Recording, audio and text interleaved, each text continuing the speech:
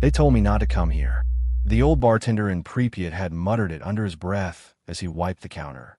The woman at the gas station had shaken her head, refusing to look me in the eye when I asked for directions.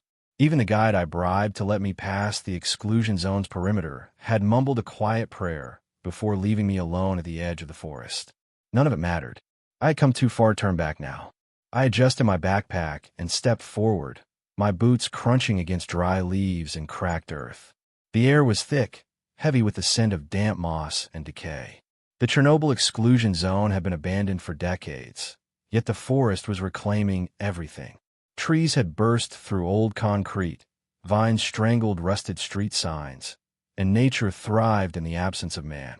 But there was something off about this place, something that made the hairs on the back of my neck stand up. I checked my watch. 6:42 p.m. The sun was already slipping behind the ruined buildings in the distance, casting long shadows across the landscape. I needed to set up camp before nightfall. My plan was simple: spend one night in the infamous Red Forest and document everything. No one had done it before, not alone, anyway. I took a deep breath and moved deeper into the woods. The silence was unnatural. There were no birds, no insects, not even the rustling of leaves in the wind. It was the kind of silence that made you aware of your own breathing, your own heartbeat.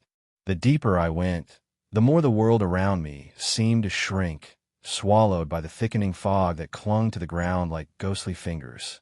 Then, a voice broke the silence. "You shouldn't be here." I spun around, my pulse spiking. A man stood a few feet away, partially hidden by the mist. His face was lined with age, his beard streaked with gray, and his eyes were the most unsettling thing about him. They were sharp, too sharp, like he had seen things no man should ever see. "Are you lost?" I asked, trying to sound casual, though my throat was dry. The man didn't move. "You need to leave. Now." I studied him. His clothes were worn, covered in dirt and ash, like he had been wandering these woods for years. He looked too steady, too sure of himself, to be some lost traveler. "I'm not leaving," I said, adjusting the strap on my backpack. "I'm a journalist. I'm here to document." "No," the man's voice was flat. "You're here to make a mistake." I swallowed hard. "Who are you?" He exhaled slowly, like he had been asked this question too many times before. "Karl Mikhailov," he said. "And if you want to make it through the night, you'll listen to what I'm about to tell you." I should have left then. I should have turned around and walked away. But I didn't.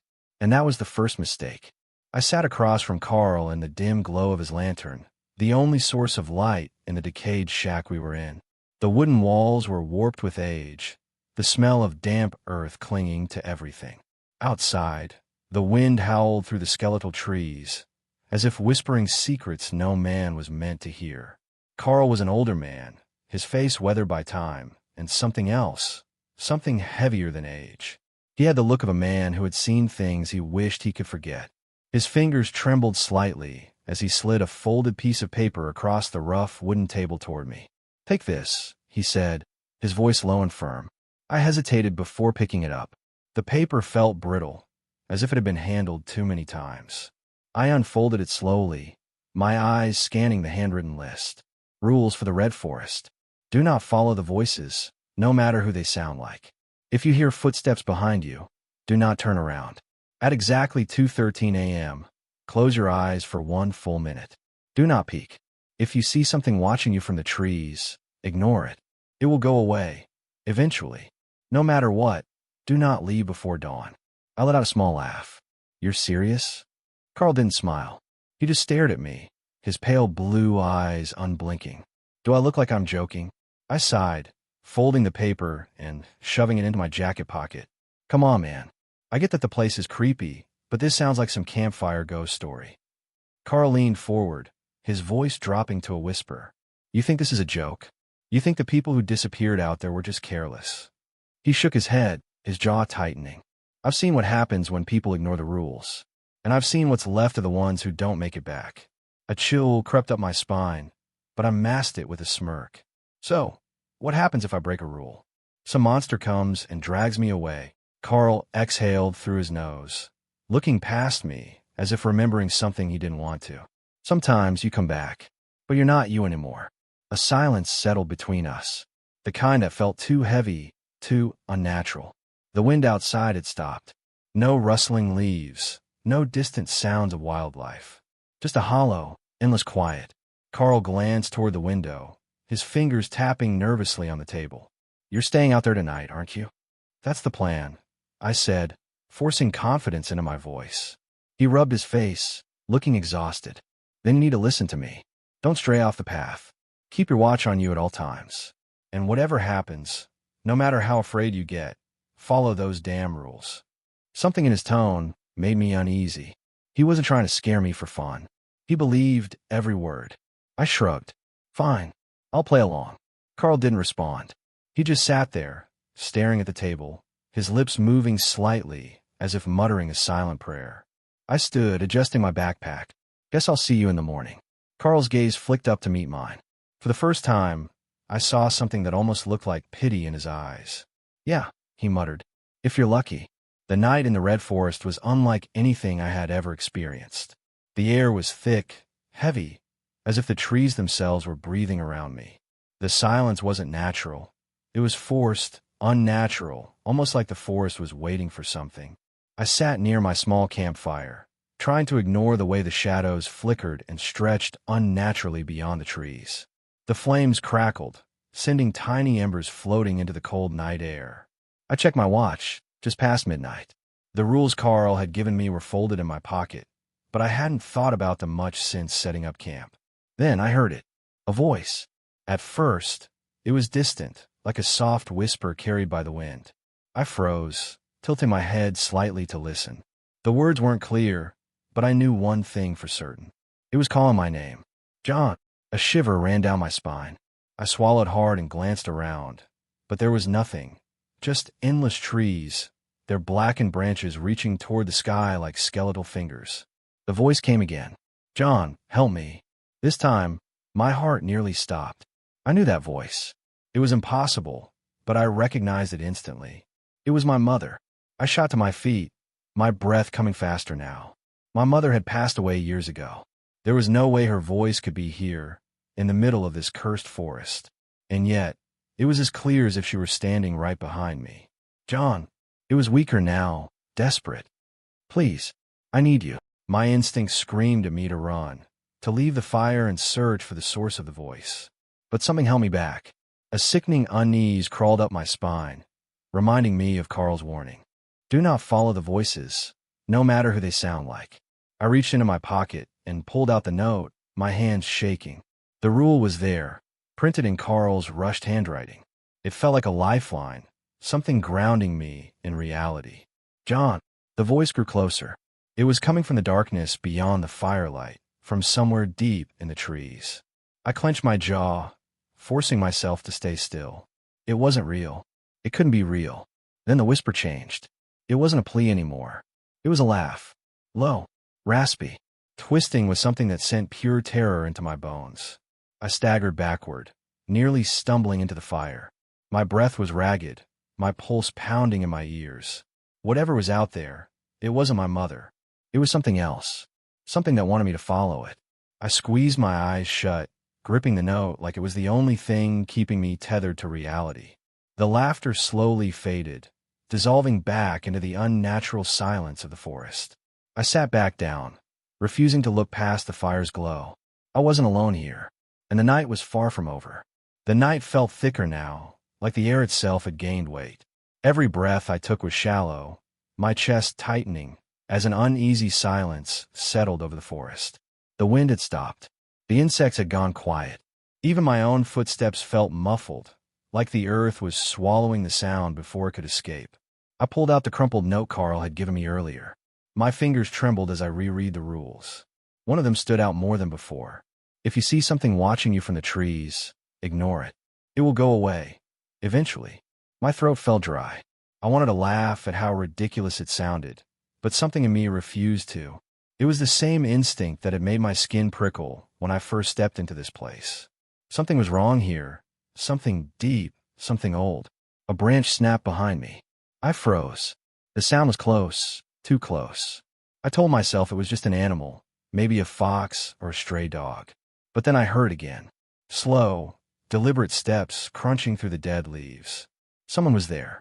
I turned my head slightly, just enough to get a glimpse from the corner of my eye. At first, I saw nothing but darkness between the trees. Then, deeper in the forest, barely visible through the gaps in the twisted branches, I saw it. Two pale eyes, low to the ground, unblinking. A chill shot through my spine. The eyes weren't reflecting light like an animal's would. They were just there, staring at me from the blackness. I looked away. My breathing quickened. I clenched my jaw, forcing myself to keep walking, just like the rule said. Ignore it. It will go away. But the feeling of being watched only grew stronger. I could sense it moving, keeping pace with me.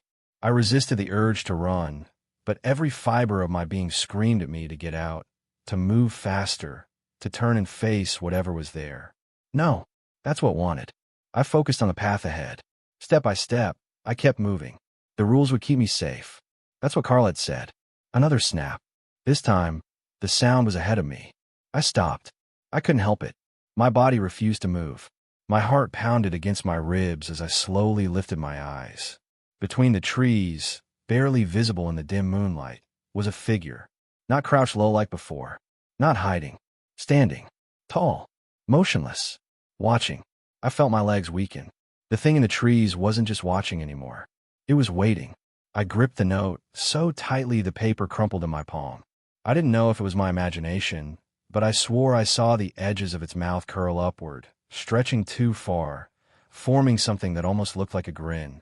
A cold realization sank in. It knew I had seen it. The forest was alive in a way I couldn't explain. The trees stood still, yet I felt them breathing. The wind had vanished hours ago, leaving only silence, thick and unnatural. Every few minutes, I heard something, a faint rustling, a distant whisper, but whenever I turned my flashlight in the direction of the noise, there was nothing. I kept my eyes on my watch. 2:10 a.m. The rules Carl gave me ran through my mind again. They had started as a joke, a ridiculous list meant to scare me. But after the things I'd seen, the things I had heard, I wasn't laughing anymore. I took the paper out of my pocket and unfolded it with shaking hands. My flashlight flickered as I read the fourth rule again. At exactly 2:13 a.m., close your eyes for 1 full minute. Do not peek. I swallowed hard. A minute. That was all. Then it would be over. I positioned myself against a thick tree, gripping the rough bark to steady my breathing. The moment was getting closer, and the air around me felt heavier. It pressed against my chest, squeezing the breath from my lungs. 2:12 a.m. The forest had fallen into absolute silence. Not a single insect, not a single rustle of leaves. It was the kind of silence that made my own heartbeat sound like a drum. I clenched my jaw. Just follow the rule. Just close your eyes. 2:13 a.m. I shut my eyes tight. For the first few seconds, nothing happened. I focused on my breathing, counting slowly in my head. 1, 2, 3. Then I heard it. Footsteps. Soft at first, like bare feet pressing into the damp earth. They came from behind me, slow and deliberate. I gripped the bark harder, my fingers digging into the rough surface. My pulse pounded in my ears, but I kept my eyes shut. The footsteps grew louder. They weren't coming toward me. They were circling. A slow, patient pace, as if whoever, or whatever, was out there was waiting for something. 15 seconds left. The air turned ice cold. My breath came out in small, visible puffs, though there was no wind. A strange pressure settled over my shoulders, like unseen hands hovering just above my skin. Then a voice. It wasn't a whisper like before. It was right next to my ear, so close I could feel the warmth of breath that wasn't mine. You shouldn't be here. I gasped, my instincts betraying me. My eyes snapped open. For a split second, I saw only darkness. Then my flashlight flickered back to life, and I saw it. A figure, standing barely 10 feet away, half hidden between the trees. I froze. It was me. The same face, the same clothes, the same wide-eyed look of terror. But the expression was wrong. It smiled, a slow, creeping grin that didn't belong on my face. My stomach turned to ice. I couldn't move. I couldn't even breathe. The thing raised a hand and curled its fingers, beckoning me forward. My mind screamed at me to run, to look away, to do something. Then, in a voice that was unmistakably mine, it whispered one word. Come. The second I heard it, My flashlight died completely. The world was swallowed by darkness, and the footsteps began again. The air around me grew heavy, thick like it was pressing against my skin. I could hear footsteps, slow, deliberate, following me. But when I stopped, so did they. I held my breath, straining to listen. The forest should have been filled with the sounds of night insects, rustling leaves, or the distant calls of animals. But there was nothing, just silence and those footsteps. I told myself it was my imagination. Maybe my own steps had echoed off the trees, making it sound like someone was behind me. But deep down, I knew that wasn't true. I turned around. Nothing. Just the twisted, skeletal trees of the red forest, standing motionless under the moonlight. I let out a shaky breath. My nerves were getting to me. This place was playing tricks on my mind. I had read about radiation sickness causing hallucinations, and I wondered if that was happening to me. But then I felt it. A presence. I didn't see anything, but I could feel something watching me. The air around me was charged, like right before a lightning strike. My instinct screamed at me to run, but my legs locked in place. I forced myself to move. Slow, careful steps forward. I had to get back to the checkpoint. I had to get out of here. Then, the footsteps returned. They were closer now. Panic shot through me. My fingers tightened around the flashlight, and my heart pounded against my ribs. I quickened my pace, but so did the steps behind me. Faster, heavier, closing the distance. I broke into a full sprint. The ground was uneven, roots jutting out like hands trying to grab my ankles. Shadows twisted as my flashlight bounced with every step. I didn't dare look back again. Then, out of nowhere, Carl stepped in front of me. I barely stopped myself from crashing into him. He grabbed my shoulders, his grip iron tight. His face was pale, his eyes wild. "You turned around," he hissed. My breath came in ragged gasps. What does that mean?" Carl's hands trembled as he let me go. "It knows you saw it." I shook my head, still trying to catch my breath. I didn't see anything. Carl's face darkened. "Then why do you look so afraid?" The forest around us felt smaller, like the trees had crept closer when I wasn't looking. Shadows shifted at the edges of my vision. The footsteps had stopped, but I knew whatever had been following me was still there, watching, waiting. Carl grabbed my wrist and yanked me forward. "We need to move. Now." I wanted to ask more questions, but something in his expression told me not to. He wasn't just scared. He was terrified. And now, so was I. The air was thick with a stillness that shouldn't have been there. The forest, which had seemed so alive earlier, now felt suffocating, almost as if it were closing in on me. Every rustle in the trees, every soft breeze felt wrong, unnatural, like the forest itself was watching.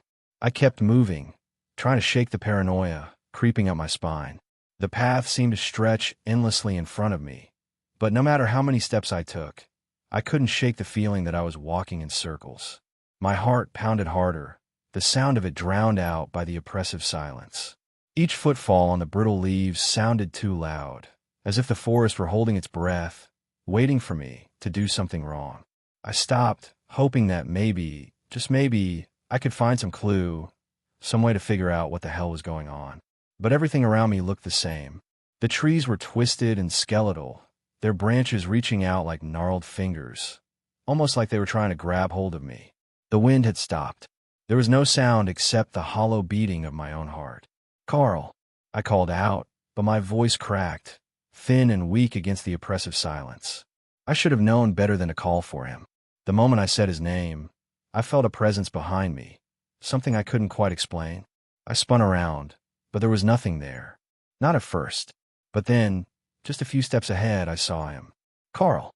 But it wasn't the Carl I remembered, the calm, collected man who had warned me about the forest. This Carl looked different. His face was pale, his eyes wide with something that looked too much like fear. His clothes were torn, dirt smeared across his features, as though he'd been living in this cursed place for far longer than he'd admitted. "You shouldn't have done that," he said in a low, almost hissing voice. I froze, my chest tightening. I didn't need to ask what he meant. He was talking about the rules, breaking them, turning around when I shouldn't have, letting the voices guide me. It was all coming back to me now. The mistakes I had made. Carl's eyes darkened. "You didn't listen, did you?" His voice trembled with something darker. His gaze moved over my shoulder, as though he could see something I couldn't. "It's too late now." "Too late for what?" I barely managed to whisper. He took a slow step toward me, his eyes never leaving mine. It's already started. The forest is no longer just a place. It's alive, John. It feeds off your mistakes, and it won't let you leave.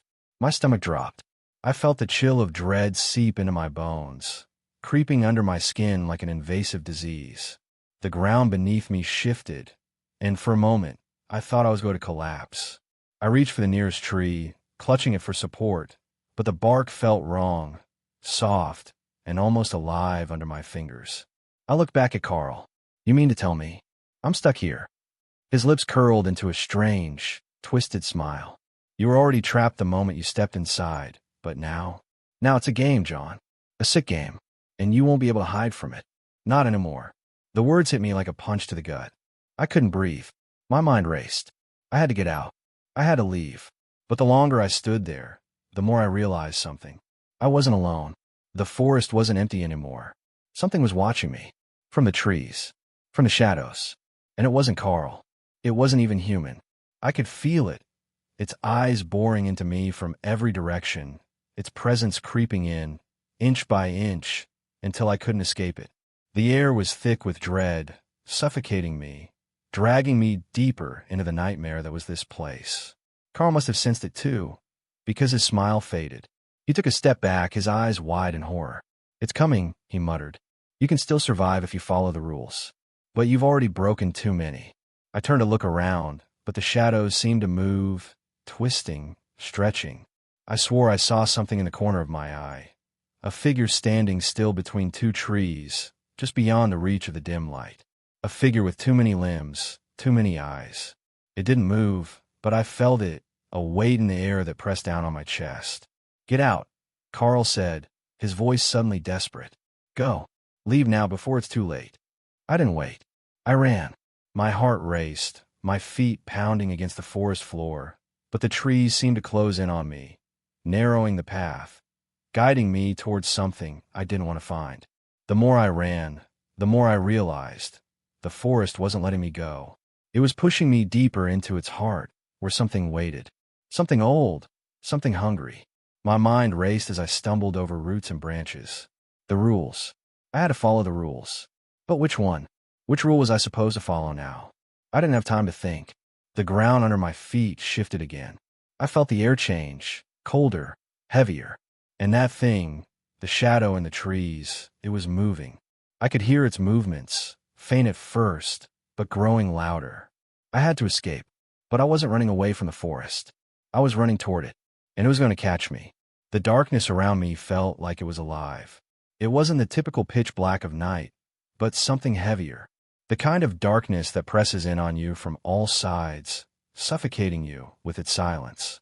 The trees stood like towering sentinels, their skeletal branches clawing at the sky, as though they were reaching for something or waiting for something. I glanced at my watch. 2 a.m. The time was wrong, or maybe it was just me. Something was off.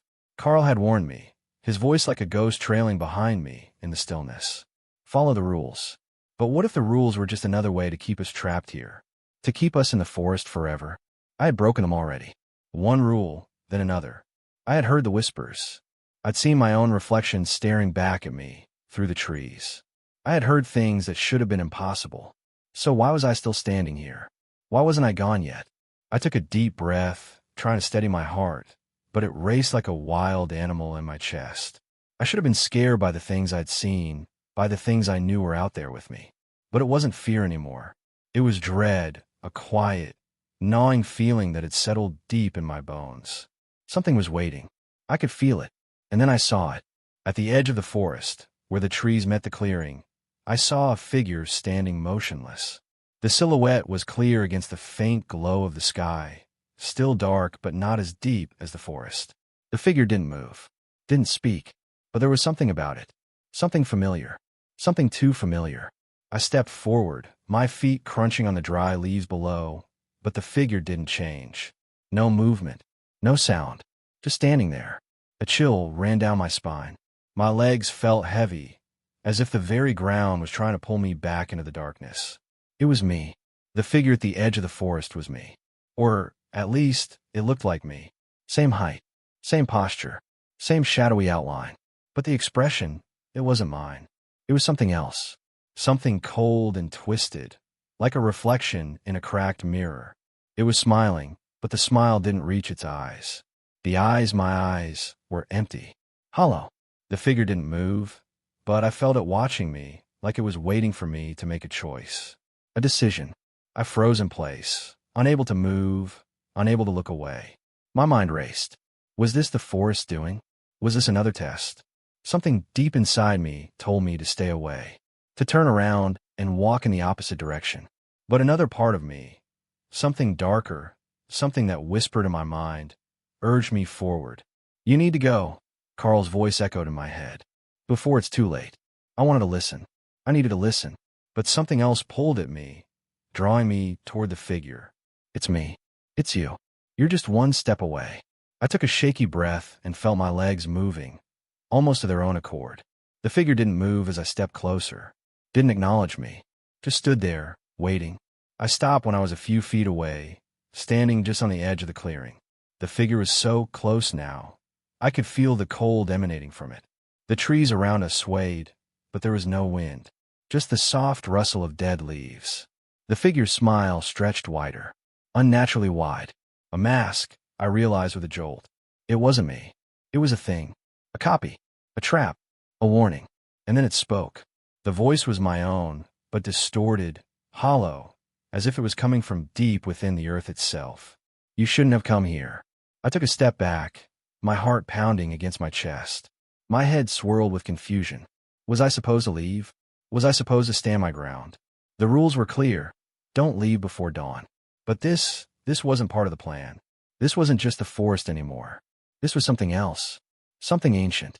Something that wanted me. The figure reached a hand out. Slowly, deliberately. Its fingers curled toward me, inching closer, its grip tightening in the air. I could feel the cold radiating off of it, like a chill that seeped into my bones. I glanced at the sky. No sign of dawn. No hint of morning light. Just more darkness. You need to leave. The voice was different now. More urgent, more frantic. But it was still my voice. The same voice I'd heard all night in the whispers. Was it Carl's warning, or was it something else? Something more sinister? I looked back at the figure. The cold grin still stretched across its face. Its eyes, my eyes, burned with something like hunger. I didn't know what to do anymore. But I knew one thing. The rules, they didn't matter. They never did. And so I turned. Without a second thought, I ran. I didn't know where I was going, but my legs carried me forward, pushing through the thick underbrush, dodging branches, ignoring the footsteps that followed. I didn't care if it was my own. I didn't care if they were real. I just kept running, the trees bending around me, as though they were trying to trap me, to pull me back into the night. I reached the clearing, the edge of the forest. But it wasn't over. It never was. I stopped, gasping for air, my heart racing. And then I saw it. A flicker in the distance. A shadow against the trees. The figure. Waiting. It wasn't the same one. It was me again. And this time, it was closer. I couldn't breathe. The cold air was thick with tension, like a heavy fog pressing against my chest, suffocating me. It had been hours, maybe more, since I'd lost track of time. The sun was supposed to rise by now, but all I saw was the same endless, blackened sky that stretched over the red forest. There was no dawn, only shadows, and the weight of something watching, waiting. I turned slowly, hoping to see something familiar, a sign that I wasn't completely lost to the madness. But the forest around me was silent, too silent. The trees, once so full of life, now stood like twisted monuments of despair. The air was still, not a single rustling leaf, not even a bird. It was as if the whole world had paused, held its breath. And then, there it was. At the edge of the forest, in the distance, I saw it. A figure standing just out of reach, its silhouette dark against the dim light that never seemed to arrive. It was a shape I knew too well, one I couldn't escape. Me. I blinked, unsure if I was seeing things. But no, it was unmistakable. My own figure, standing tall with a face that seemed eerily calm, too calm. It was me, but it wasn't. The shadows around it twisted unnaturally, and the silence that followed felt like the deep, suffocating breath of the forest itself. The figure raised its hand and waved. A slow, deliberate motion. My heart hammered in my chest. The air around me crackled with an energy I couldn't explain. It felt as though the earth itself was pulsing, a deep hum beneath my feet, urging me to move, to follow. It was then that I realized this wasn't just some twisted trick of the mind. This was the forest speaking. It wanted me to choose. It wanted me to make a decision I couldn't undo. Carl's warnings echoed in my ears. You need to leave. You need to follow the rules, or it will claim you. But as the figure's hand beckoned me forward, I felt something inside me shift. Was Carl really telling me the truth? Was he even real anymore? Or was he just another part of this sick game the forest was playing? I could still hear his voice, distant, faint. Don't go toward it. You have to stay. You must stay until dawn. But the air around me felt like it was growing colder, thicker. The forest seemed to be closing in, like a trap tightening around my chest. There it was again, the figure, still waving, still waiting. It was me. I knew that deep down. But was it the real me? Or was it something else? Something born of the forest's twisted will? Could I trust it? Could I trust myself? The choice was agonizing, but the longer I stood there, the more I realized that it wasn't a choice I could delay forever. I had to move. I had to decide. Carl's face flashed in my mind, his eyes wide with terror, his warning to never break the rules. But now, standing here, with the forest closing in and that figure standing there, was the rule still valid? Was I just a pawn in a game I didn't even understand? I stepped forward, one slow, hesitant foot in front of the other. Each step felt like it took all the strength I had left in me. The figure didn't move, just stood there, waiting, as if it knew I was coming, as if it was expecting me. I felt the ground shift beneath me, the trees parting just enough to let me pass. My heart raced faster, and my breath grew shallow, but still, I couldn't stop myself. I was drawn to it, like a moth to a flame. And then a thought struck me. What if this was it? What if I had already crossed the point of no return? What if the figure wasn't a choice at all, but a part of the trap? What if I'd already made the mistake of my life the moment I entered this cursed forest? I stopped, just a few feet away. The figure, myself, was closer now, and for the first time, I noticed the detail. The eyes. Empty. Hollow. There was no warmth in them, no humanity. I took a step back. Something inside me screamed to turn around and leave, but I knew the forest wouldn't allow that.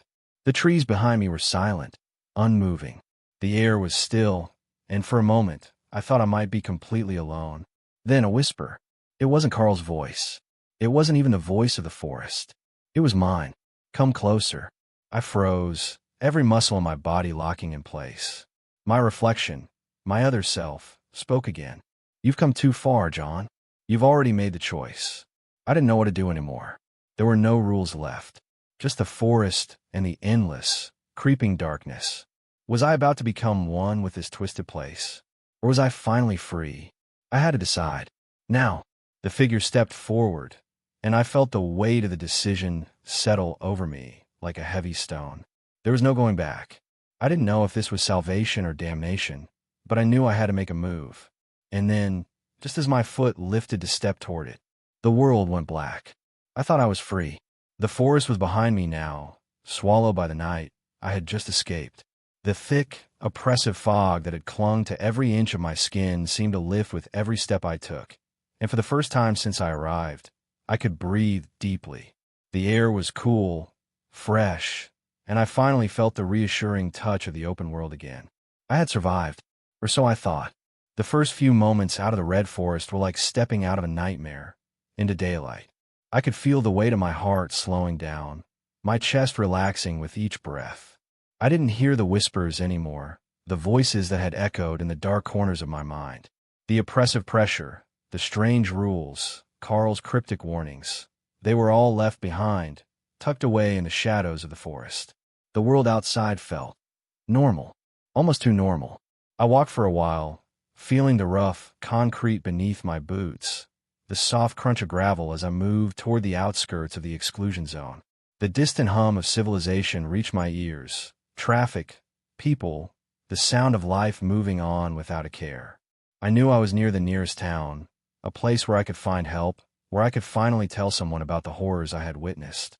I was eager to share my story with anyone who would listen, to make them believe that the Red Forest was real, that the rules were real, that Carl, the forest, the thing that watched me, it was all real. But something didn't feel right. I looked up, and the horizon was wrong. It should have been brighter by now.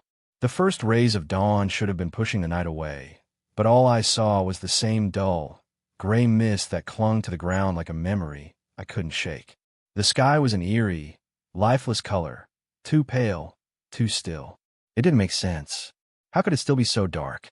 I rubbed my eyes, trying to clear the fog from my vision, but when I looked again, nothing had changed.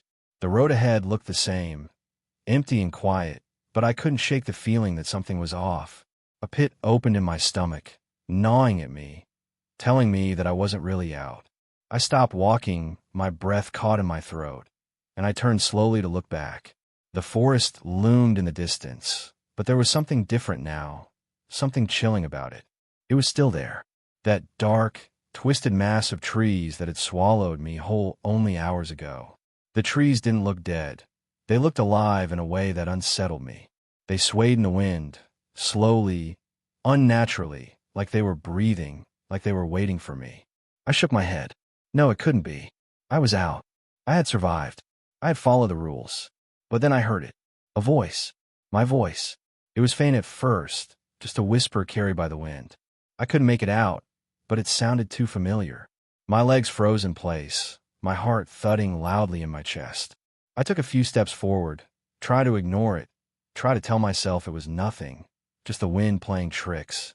But then the voice called my name, clear and sharp. John. I stumbled, my feet unsteady as I turned toward the forest. And there, standing at the edge of the trees, was a figure. It was me. I felt my blood run cold as I stared at the figure in disbelief. It was me, but not quite. This version of me, this reflection, was standing too still, too perfect, its face twisted into a smile that was far too wide. It was an expression I knew well, but it felt foreign coming from my face. The figure waved, a slow, deliberate motion, as though beckoning me closer. I couldn't move. My body wouldn't obey me. My mind screamed at me to turn and run, but my legs felt like they were made of stone, rooted to the ground. It waved again, and in that moment, I felt a cold dread spread through me, crawling up my spine. That smile, it wasn't mine. It couldn't be. A voice echoed in my head, Carl's voice, distant yet sharp. You shouldn't have done that. I blinked, and the figure was gone. Just like that. The moment I closed my eyes for just a second, the figure vanished into thin air, like it was never there at all. But something had changed. I couldn't shake the feeling that I wasn't alone. That was still out there, watching me, waiting for me. Maybe I had never left the forest at all. Maybe I was still trapped within it, surrounded by its rules, its horrors, its endless loops. I looked around. Nothing was familiar anymore. The town, the road, everything, it felt distant, like I was viewing it through a fog window, like I was stuck on the other side of something.